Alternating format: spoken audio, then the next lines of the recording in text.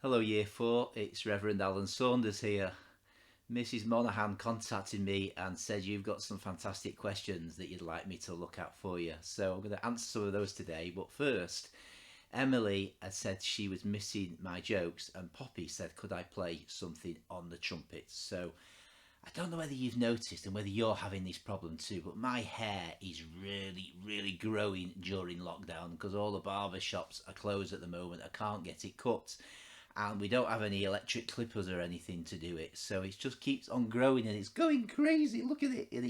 Have you noticed how it goes all curly as well when it gets long? Do any of you have that problem as well? So I thought I'd start with a few jokes about getting your hair cut. So here we go with a few jokes.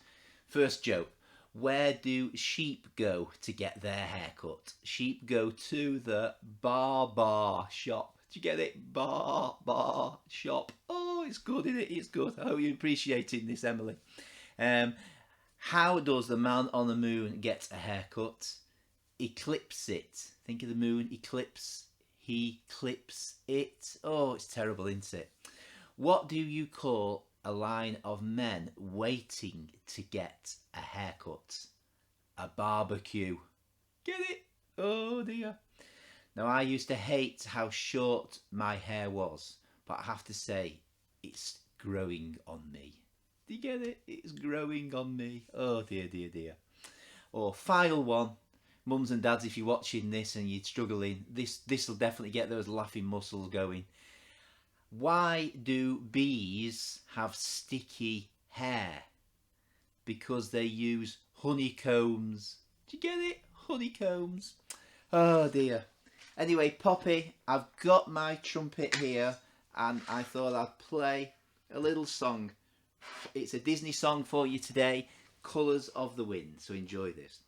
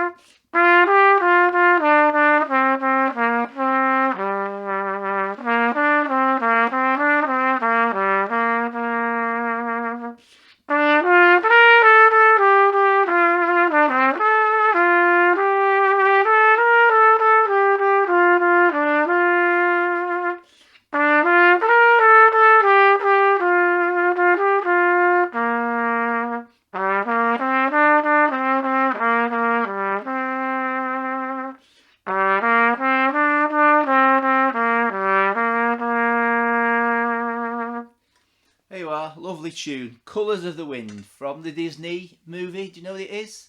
Pocahontas. Yes, so I hope you've enjoyed that. Anyway, on to your questions. And the first question was from Isaac. And Isaac asked, what is the most important job in the church? A very good question. Thank you, Isaac, for that. What is the most important job? Well, I find that a very difficult question to answer, because I think the honest answer to that is there isn't any one job that is most important. Sometimes people think, well, it's got to be the vicar. You're at the front of church organising everything and speaking to everybody and teaching them and doing all the things that a vicar does.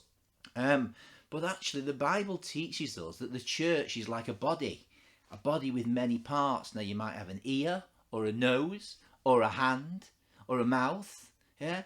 But every part of your body is important to it working well and functioning properly, isn't it? All those things really matter, don't they? And I think it's the same in the church, that a church is an organisation that we come together like a family or a group, and every person in that church is really important. So no one job is more important than all of the others. But a really good question, Isaac. Now, the next question from Delilah is, why did you want to become a vicar, and how old were you when you did?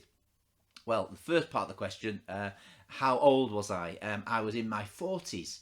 I don't know, is that nearly as old as Mrs Monaghan? I don't know how old she is. is that nearly as old as your teacher? Maybe. I think I'm a little bit older than her because my children are now adults. They're 18 and 21. So, but they were still quite little. I was in my 40s when I became a vicar. And he says, how did you come about it? Why did you want to? Well, I think the best way of describing that is to say that I felt God calling me. Just a sense that I was in a job. I was in a job in telecommunications, everything to do with computers and telephones and that side of things. I was involved with in those days. But I started going to church regularly, and I really loved it. And I got more and more involved with things. And after a while, people started saying to me, you know, Mr. Saunders, you should be a vicar. And I'm like, nah, I don't want to do that. I've got a good job. I'm happy with what I'm doing. But that thought just kept coming back again and again and again to me. And eventually, it was actually one day when a friend of mine said, you know, Alan, you regret more the things in life that you don't do than the things you do. And I thought, I don't want to be an old man looking back on my life and thinking I wish I'd given it a try. So I decided that I needed to give it a go. And so that was what really prompted me to kind of go for it. I think behind all of that was just a sense of call that God wanted me to do that, and I needed to hear him calling me to that and to respond to it. But an excellent question. Thanks so much for that, Delilah. Now the next question comes from Mia. And Mia asked, what is your favourite part of being a vicar? Now there's so many parts of being a vicar that I love, and I think just on that previous question, when God calls you to follow him and you do that, you get a real sense of joy in what you're doing as well. I think Mrs. Monaghan would say it's wonderful being a teacher because there's a real sense that she is the right person in that job, isn't there? Because she's so good at it and she clearly really loves it and enjoys it. And I think so much about what I do as a vicar, I love and enjoy to do as well. I think my favourite part is helping people.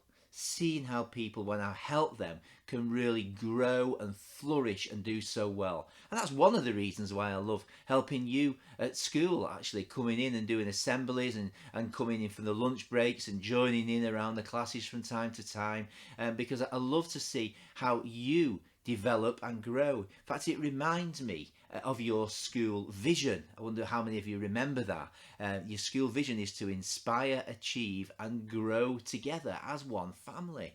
And I just love it when I see that example of how you are all growing together as one family there at school. And that definitely gives me a lot of pleasure seeing that happen as a vicar. So great question. Thank you, Mia. The next question comes from William. And William asks, what was the first thing to be placed in the church after it was built? Well, it was a long, long time ago, long before I was born. So I don't know exactly. And as far as I can tell when I've researched to answer this question, it doesn't tell me anywhere exactly what was the first thing to go into the church when it was built. But I would hazard a guess, and I would think it was probably all the furniture and the pews, you know, those long seats, those benches that you sit on. They're a bit hard, they're made of wood, aren't they? Maybe the organ as well, you know, the organ that plays for the music in the church. Perhaps it was the pews and the organ, but it might have been the big table at the front, or the cross, or the lectern where you stand and speak from. Who knows exactly what it was, but a great question, William. I hope that gives you some insights. And Tom, and a similar question related to that, asked, how old is the church? Well, Christ Church is a very old church. It is 166 years old, which, if you do your maths, very good at your maths to work this one out, would mean that it was opened in 1854. Christ Church, very old church. There's been lots of vicars, lots of children that have come through the church in that time, and lots of people in the congregation who are members of the church each week. Maybe many, many hundreds of people who've come through the church throughout all those generations since it was built in 166 years ago. So thanks for that question, Tom. The next question comes from Poppy, and Poppy asks, how long have you been playing the trumpet? Here we are. I've got my silver trumpet out today. I think I started playing the trumpet when I was about 8 or 9 years old. So that's probably 40 something years now. I'm just over 50. So 40 odd years, something like that. It's a long, long time to play. And The trumpet's an amazing instrument, and the amazing thing about it is that you never stop learning. Every time you pick it up to play it, you're growing in how you learn how to play it. So it's a great instrument to learn. One of the things that stands out for me when I think about that question, actually, Poppy, is that I started learning it when I was age 9 at school. But I've kept on going, and because I kept on practicing and kept on working at it, I've had lots of pleasure out of playing the trumpet for many, many years. So that's something for you. If you get the opportunity, 9 years old like I was, to learn an instrument, go for it and do it. And even when you're finding it hard and you feel like giving up, keep on playing, because you will look back and you'll be so glad that you did. So there you are. Thank you for that excellent question, Poppy. The next question from Oliver is, how old is the font in church? Now, I didn't know the answer to this question when I read it, Oliver. Thanks for asking it. And I've researched this, that the font was made in 1965, which means it is 55 years old. So just think, the first babies that were baptized in that font when it was new, when it was originally made and installed in church, would now be at least 55 years old. That's how long it's been there. Maybe the age of your grandparents, some of them. So it's quite old, but not as old as the church, which is 166 years old, 55 years old. So thanks for that question, Oliver. The next question comes from Caitlin, and Caitlin asks, what is the eagle thing in church called? And you might know that brass eagle that stands at the left-hand side at the front of church. And the actual correct name for that eagle is called a lectern. Can you say that? Lectern. And that's spelt Lectern. A lectern is the correct name for that. Excellent question. Thank you, Caitlin. And now Jacob had a few questions to finish with. And the first was, how many stained glass windows are there in the church? And these are the wonderful coloured glass windows around the sides and at the top of the church. And there are actually 9 stained glass windows in the church. And the next question linked into that was, who designed those windows? And I tell you, I've looked long and I've looked far, but I cannot find out who designed those windows. So I'm really sorry, I don't know the answer to that question. But I do know the answer to the next question you asked, Jacob, and that was, what do they show? And the windows show various things. The 9 windows, one of them shows a picture of a Bible story of David preparing to fight the giant Goliath. So that's a fantastic picture on that window. So maybe next time you're in church, you'll have to go and see whether you can find that particular picture telling the story of when David fought Goliath. A number of the other windows tell different stories from Jesus's life. So again, have a look around next time you're in church. And another window has a picture of Saint George, who, as we know, is the patron saint of England. You know that the flag, the red cross on the white background, that's St George's flag. And you know that St George fought the dragon, didn't he? And so that's St George. He also appears on those windows. So some excellent questions that you've asked there, Jacob. Thank you so much. And thank you to everybody who's sent those questions in. And I hope, like me, your hair is staying under control during this time of lockdown. And I'm really, really looking forward to meeting you again face to face at some point in the future when we get back to school. But in the meantime, stay safe and stay well. Keep going with your homeschooling. Keep working hard and keep listening to the messages that Mrs. Monaghan is sending back to you. So big thumbs up, everybody, and a high five, a virtual high five, maybe an elbow. Keep up the good work, and hopefully I'll see you again soon. Bye for now.